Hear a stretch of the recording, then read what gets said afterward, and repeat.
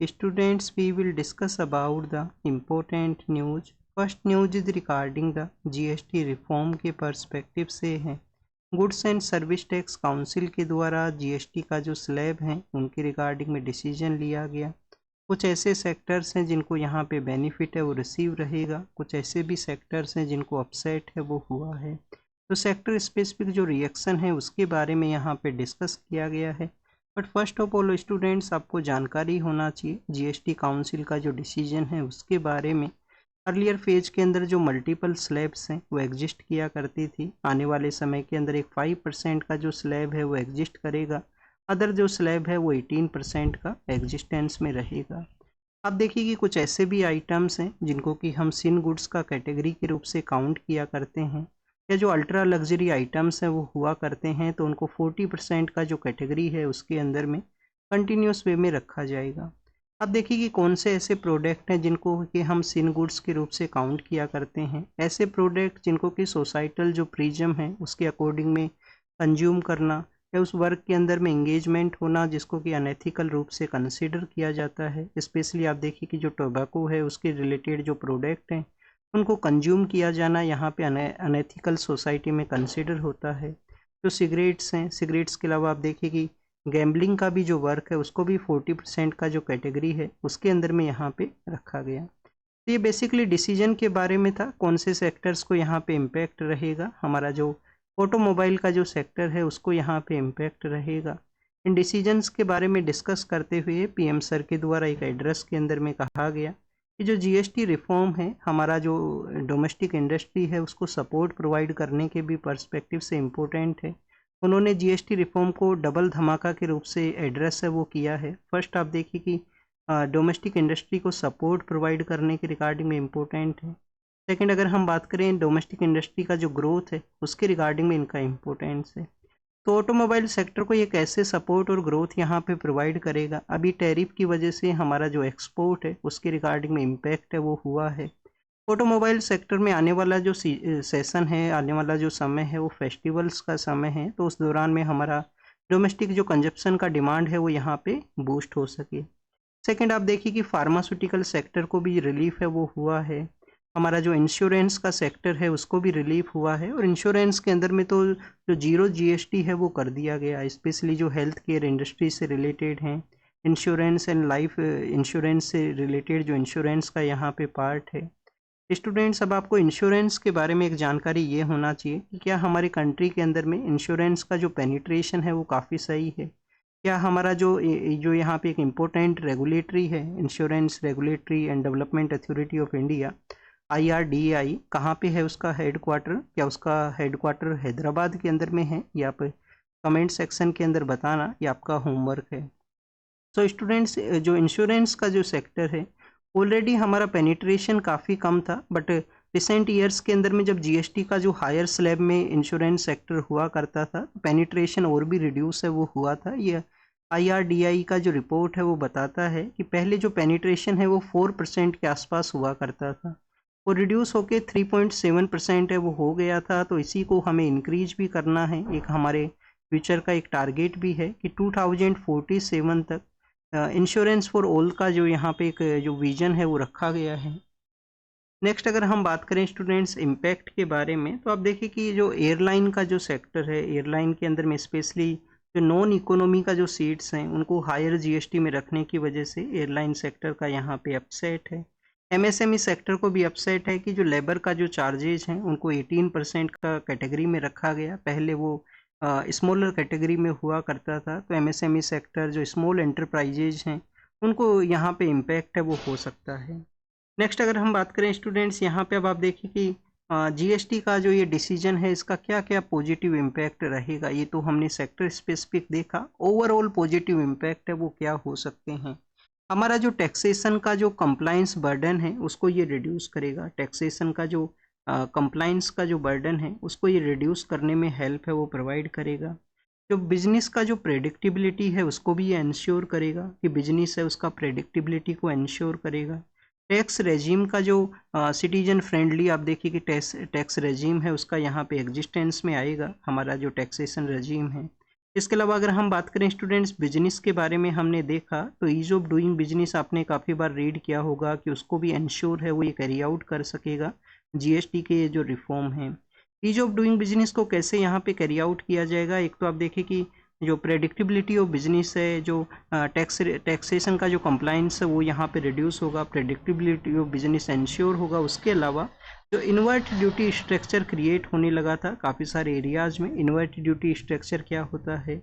Invert duty structure यही हुआ करता है कि किसी प्रोडक्ट के मैन्युफैक्चरिंग के अंदर में जो इनपुट प्राइजेज, जो इनपुट आइटम्स उसमें यूज किए गए हैं, उनका आप देखिए कि जो जीएसटी रेट है वो काफ़ी हायर होना, और जो फिनिश प्रोडक्ट जो डेवलप होगा उन सब आइटम्स को यूज करते हुए, तो उस फिनिश प्रोडक्ट का जो जीएसटी रेट है वो काफ़ी कम होना।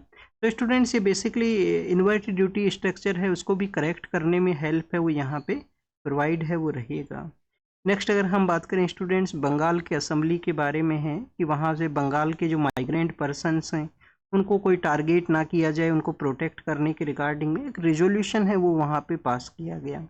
एग्ज़ाम से रिलेटेड आपको क्या पता होना चाहिए, आपको एक बेसिक इन्फॉर्मेशन होना चाहिए कि हमारे कंट्री के अंदर में अगर आपको मूवमेंट करना है तो जो इंटरनल मूवमेंट है कंट्री के अंदर में किस आर्टिकल के अंदर में ये पावर आपको मिला है, आर्टिकल 19 के अंदर में ये पावर है।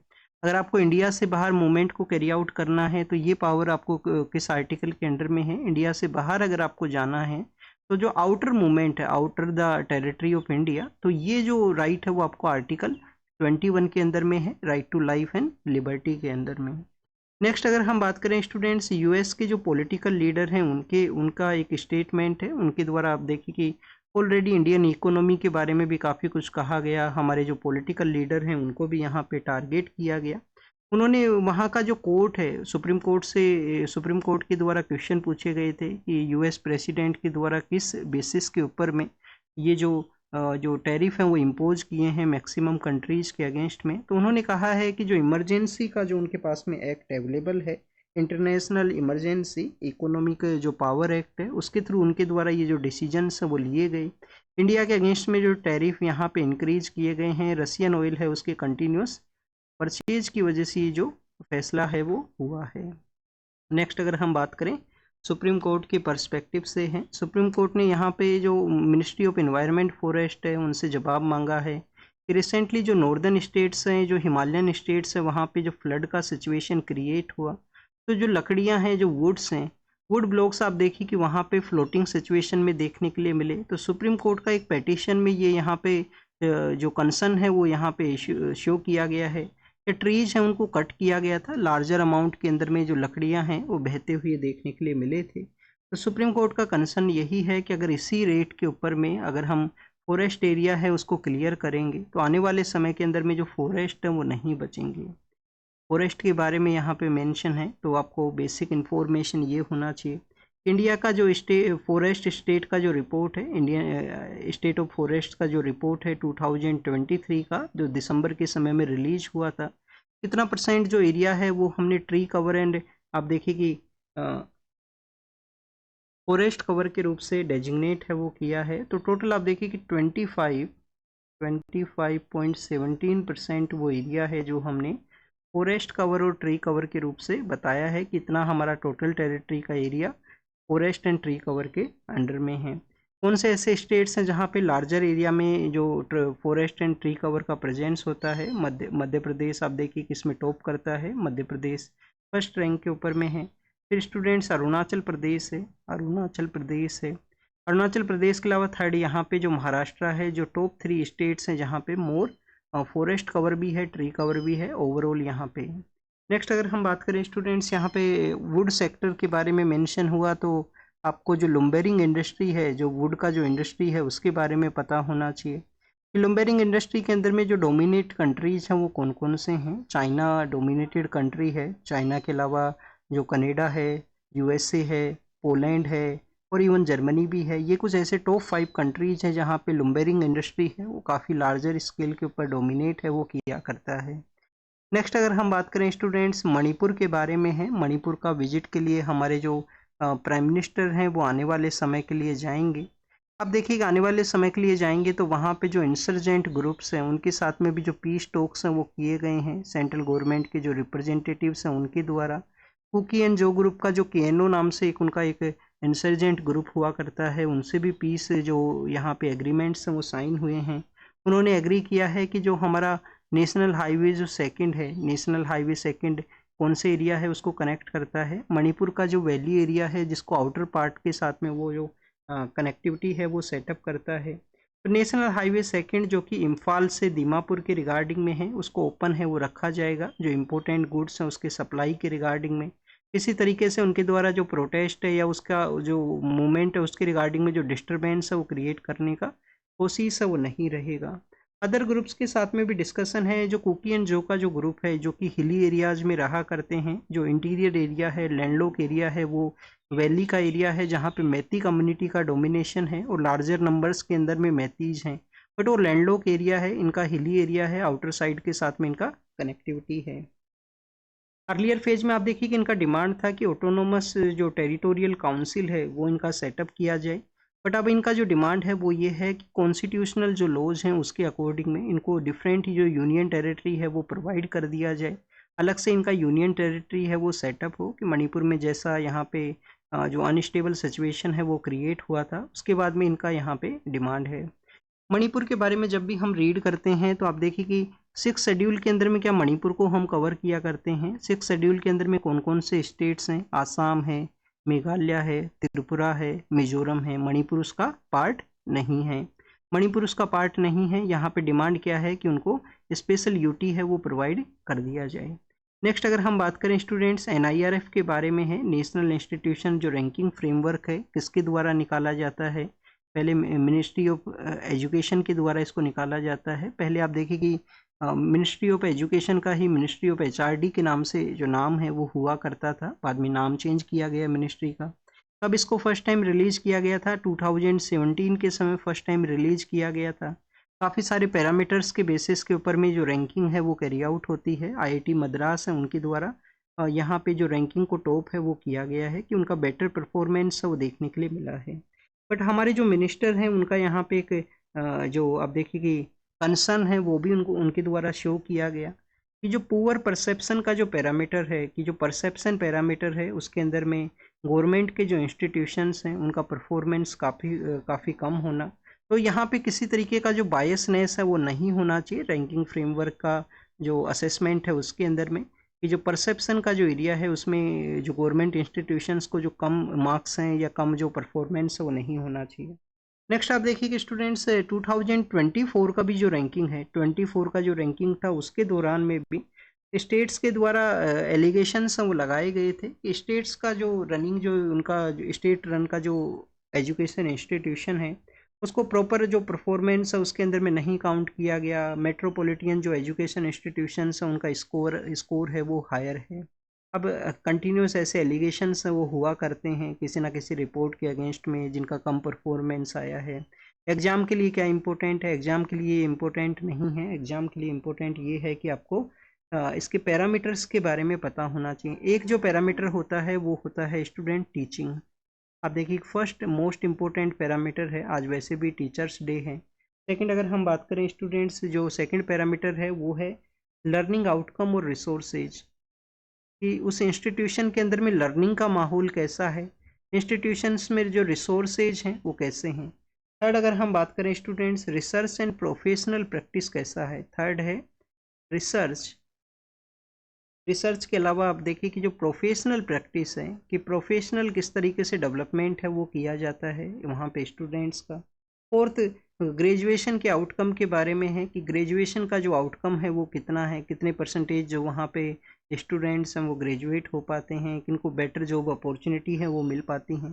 तो ग्रेजुएशन के आउटकम का है यहाँ पे फोर्थ। फिर आप देखिए कि फिफ्थ जो पॉइंट है वो है रिसर्च एंड इंक्लूसिविटी, कि कैसा वहाँ पे रिसर्च का माहौल है, कैसा वहाँ पे इंक्लूसिव सिस्टम है, सोसाइटल कोई डिफरेंसेस तो नहीं है एजुकेशन इंस्टीट्यूशन में। तो ये कुछ ऐसे पैरामीटर्स हैं जिनके बेसिस के ऊपर में जो यहाँ पे यूनिवर्सिटीज़ हैं, जो यहाँ पे कॉलेजेज हैं, उनका जो रैंकिंग है वो दिया जाता है। मिनिस्ट्री ऑफ एजुकेशन के द्वारा 2017 में स्टार्ट किया गया था। ग्रीन हाइड्रोजन के रिगार्डिंग में एक पायलट प्रोजेक्ट है उसको स्टार्ट किया जाएगा। कहाँ पे स्टार्ट किया जाएगा, जो हमारा चिदम्बरम पिल्लई जो पोर्ट है वहाँ पे वो स्टार्ट होगा। तो स्टूडेंट्स आप देखिए कि वी.ओ. चिदम्बरम जो पिल्लई हैं एक इम्पोर्टेंट फ्रीडम फाइटर थे हमारे, स्पेशली जो स्वदेशी मूवमेंट है उस एरा के दौरान में। तो उनका आप देखिए कि मेमोरी के रूप से उनका जो बर्थडे सेलिब्रेशन है उस दिन इस जो पायलट बेसिस के ऊपर जो प्रोजेक्ट है उसको स्टार्ट है वो किया जाएगा। फर्स्ट ऑफ ऑल आपको वी.ओ. चिदम्बरम जो पिल्लई हैं उनका टाइम पीरियड के बारे में पता होना चाहिए। चिदम्बरम पिल्लई साहब हैं जो बेसिकली हमारा जो बंगाल पार्टीशन का जो समय हुआ करता था 1906 के समय में, इन्होंने एक नेविगेशन सिस्टम के अंदर में जो ब्रिटिश कंपनीज का जो मोनोपोली था उसको ब्रेक करने के रिगार्डिंग में स्वदेशी स्ट्रीम नेविगेशन कंपनी है वो सेटअप किया। कौन सा कंपनी सेटअप किया स्टूडेंट्स? स्वदेशी स्वदेशी स्ट्रीम नेविगेशन कंपनी। अभी स्वदेशी स्ट्रीम नेविगेशन कंपनी का जो फर्स्ट जो इनका यात्रा होता है वो कहाँ से होता है? फर्स्ट जो इनका रूट था वो था तुतीकोरिन से कोलंबो के लिए।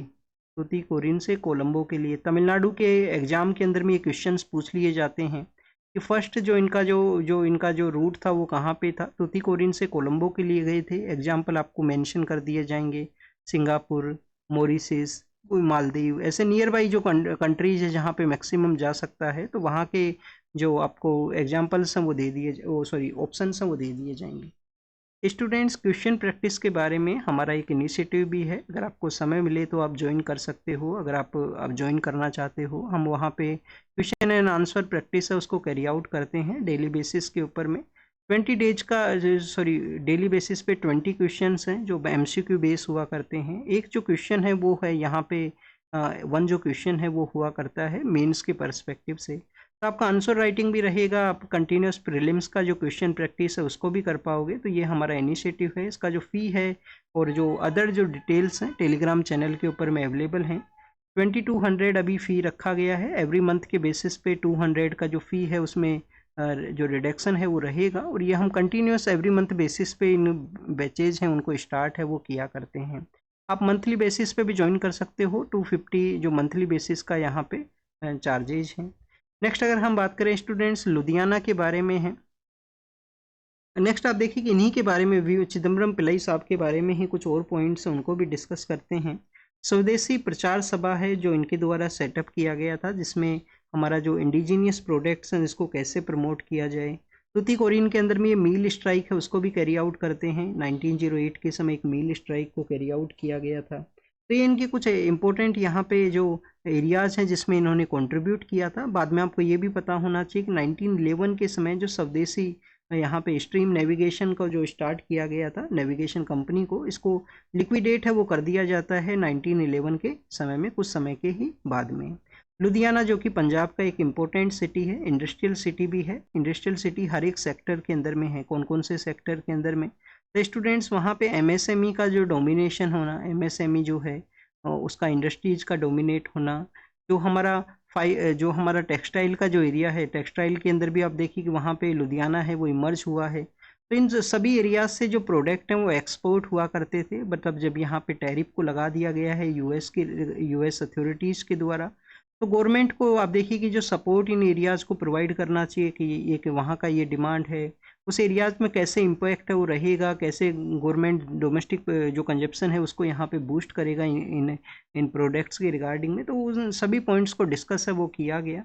हमारे लिए आपको लुधियाना पता होना चाहिए एग्जाम से रिलेटेड। अगर आपसे कोई क्वेश्चन पूछा जाए तो आप लुधियाना को मार्क कर सकते हो अपने जो रफ मैप है उसके अंदर में। यहाँ पे लुधियाना है जहाँ पे MSME का भी इंडस्ट्री है, जहाँ पे टेक्सटाइल इंडस्ट्री भी है जो इमर्जिंग फेज के अंदर में है, और भी काफ़ी सारे एरियाज़ में वहाँ पे जो डेवलपमेंट है वो हुआ है। या पंजाब का जो एग्रीकल्चर, क्योंकि पंजाब तो आप देखिए एग्रो डोमिनेटेड स्टेट है, क्या उसका एग्रीकल्चर को भी इम्पैक्ट होएगा यहाँ पे टैरिफ की वजह से? यस स्टूडेंट्स, जो लार्ज बासमती जो राइस हैं जो पंजाब के द्वारा सेंड किए जाते थे US को, उसको भी इम्पैक्ट है वो रहेगा। जो राइस है, राइस का प्रोडक्शन वहाँ पे काफ़ी अच्छा है। ऐसा नहीं है कि वहाँ पे जो कंडीशंस वैसा हैं कि कंडीशन सपोर्ट देती हैं कि राइस का प्रोडक्शन आप कैरी आउट करो, बट वहाँ पे आर्टिफिशियल वे के अंदर में जो वाटर का अवेलेबिलिटी काफ़ी होने की वजह से उसको यूज किया जाता है प्रोडक्शन को कैरी आउट करने के लिए। प्रोसेस ही पनिशमेंट का यहाँ पे पार्ट है वो बना हुआ है। ये बेसिकली जो उमर खालिद नाम के एक स्कॉलर हैं उनके केस के रिगार्डिंग में है कि कंटिन्यूस 4-5 ईयर्स से वो जेल के अंदर में हैं। उनके ऊपर में आप देखिए कि जो टेररिज्म का जो एक्ट है वो उसके चार्जेज यहाँ पे लगे गए हैं। अभी तक जो ट्रायल फेज है वो भी नहीं स्टार्ट हुआ और उनको जुडिशियल इंस्टीट्यूशन के द्वारा बेल है वो भी यहाँ पे नहीं ग्रांट किया गया है। तो प्रोसेस ही पनिशमेंट का पार्ट बना है। कंटिन्यूस हाई कोर्ट्स के द्वारा उनको बेल है उसको डिनाई किया गया है। लार्जर आप देखिए कि कॉन्स्पिरेसी केस में उनका रोल बताया जाता है। अथॉरिटीज़ के द्वारा ऐसा अपना जो पक्ष में ये मेंशन होता है कि दिल्ली राइट्स के अंदर में उनका यहाँ पे रोल था। बट स्टूडेंट्स, ये जो स्पेशल सिक्योरिटी लॉ है हमारा जुडिशियल इंस्टीट्यूशन के साथ में जिस तरीके से कंबाइन करता है, तो एक सीरियस क्वेश्चन है उसको ये रेज करता है कि कैसे जो प्री ट्रायल डिटेंशन है, प्री ट्रायल के रूप से ट्रायल ना स्टार्ट होने से पहले ही डिटेंड किया गया, तो प्री ट्रायल डिटेंशन कैसे यहाँ पे एक पनिशमेंट फॉर्म के रूप से एग्जिस्टेंस में आए हैं, कैसे पनिशमेंट। और ये इंस्टीट्यूशन जो जुडिशियल इंस्टीट्यूशन है उनके लिए भी कंसर्न का बात है कि कैसे यहाँ पे इन लॉज को यूज है वो किया जा सकता है। 5 ईयर जो प्राइम एज ऑफ किसी भी पर्सन का प्राइम यूथ एज है उस दौरान में वो अपना वर्क को भी कैरी आउट कर सकते हैं, जो भी उनको करना है, चाहे एम्प्लॉयमेंट के रिगार्डिंग में, पर्सनल लाइफ के रिगार्डिंग में। तो उसको ये कैसे इम्पैक्ट करता है किसी पर्सन को इन लॉज को यूज करते हुए कंटिन्यूस जो प्रिजन है उसके अंदर में रखना। हमारी जो प्रिजन है, प्रिजन वैसे तो स्टेट लिस्ट में आया करता है, बट आप देखिए कि प्रिजन के जो डाटाज हैं वो यही बताते हैं कि जो अंडर ट्रायल पर्सन है, कि जो ट्रायल फेज के अंदर में ही हैं, ऐसे पर्सन काफ़ी सारे हैं प्रिजन के अंदर में।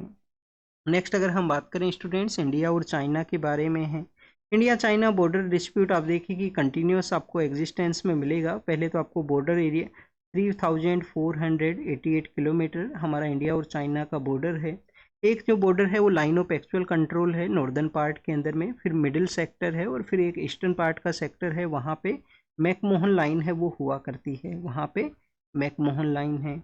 हमारा जो बॉर्डर है वो कोई आप देखिए कि इनिशियली पार्ट में कोई एग्रीमेंट वो नहीं हुआ था। इंडिपेंडेंस के बाद में हमने ब्रिटिश एरा के समय से ही जो डिमार्केशन था उसको कंटिन्यूस कैरी आउट किया। उस समय चाइना भी इंडिपेंडेंस को अचीव किया था, तो हमने वहाँ का अथॉरिटीज़ से कोई डिस्कशन है वो नहीं किया। चाइना ने फिर इनिशियली पार्ट में आप देखिए कि जो वहाँ पे अक्साई चीन का एरिया है, अक्साई चीन जहाँ पे किसी भी कंट्री का जो प्रेजेंस वो नहीं हुआ करता था, कोई परमानेंट प्रेजेंस नहीं था, एक बैरन एरिया है, हाई एल्टीट्यूड का एरिया है, डेजर्ट कंडीशन वो डेवलप होती हैं, उसको चाइना के द्वारा अनेक्स किया जाता है, चाइना के द्वारा अपना जो कंट्रोल है वो सेटअप किया जाता है। तिबेतियन जो कंट्रोल एरिया है वहाँ पे हाईवे का जो बिल्ट है वो किया गया था इस अक्साई चीन एरिया के थ्रू में। इंडिया ने आप देखिए कि जो तवांग का एरिया है जो अरुणाचल प्रदेश में है वहाँ पे अपने कंट्रोल को सेटअप किया।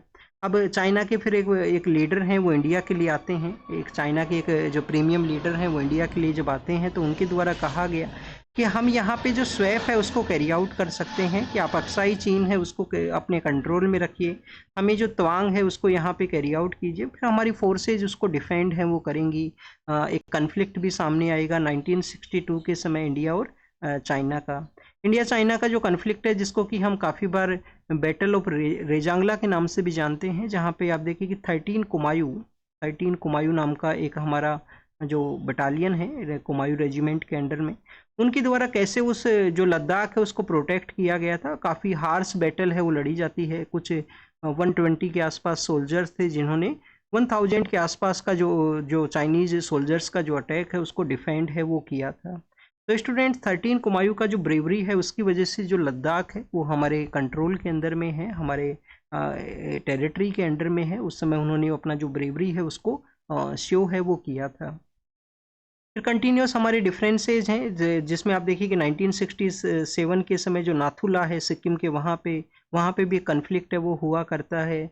उसके बाद में पीस प्रोसेस रहा, जॉइंट वर्किंग ग्रुप है उसको सेटअप किया गया जो कि बेसिकली बॉर्डर डिस्प्यूट्स हैं उनको रिजोल्व कर सके। पॉलिटिकल जो विजिट्स हैं वो रहे हैं एक कंट्री से दूसरे कंट्री के लिए लगातार, और इन एरियाज़ में जो डिफरेंसेज हैं वो नहीं थे, बट पिछले कुछ ईयर्स के रिगार्डिंग में फिर से जो डिफरेंसेज हैं वो सामने आने लगे हैं।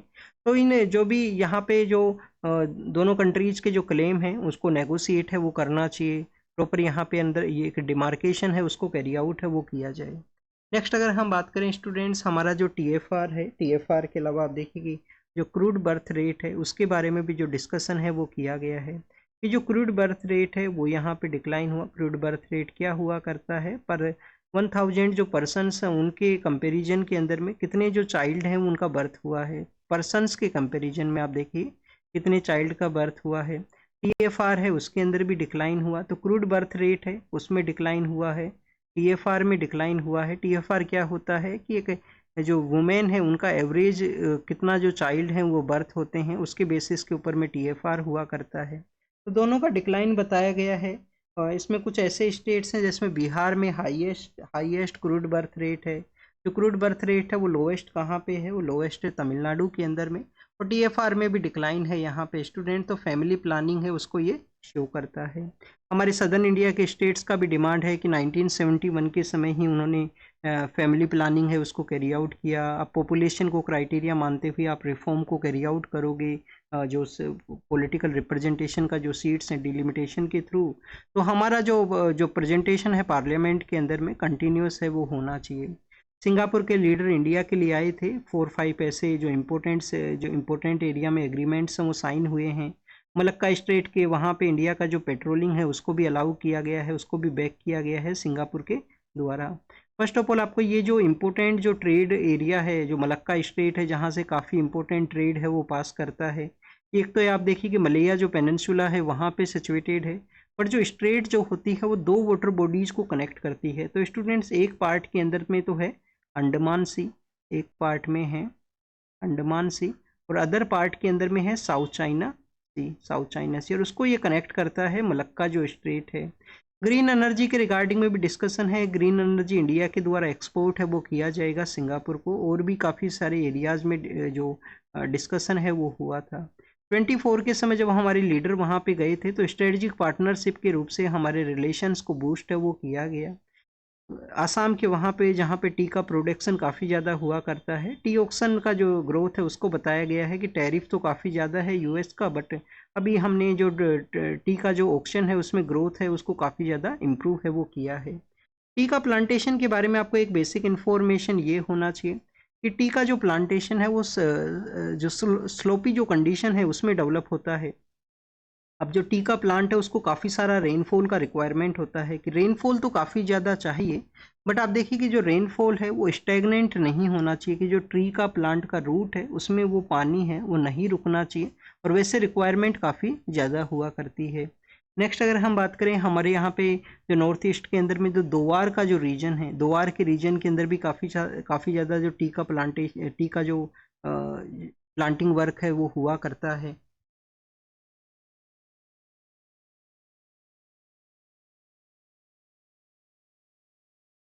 नेक्स्ट अगर हम बात करें स्टूडेंट टेक्सास के बारे में है, यूएस का जो टेक्सास स्टेट है उनके द्वारा अगर किसी पर्सन के द्वारा अबॉर्शन पील से उनको मेल किया जाएगा तो उनको भी आप देखिए कि जो चार्ज है वो किया जाएगा, उनको जो मेल करने का जो अबॉर्शन पील से उनको कर्ब करने का एक लेजिस्लेशन है वो लाया गया।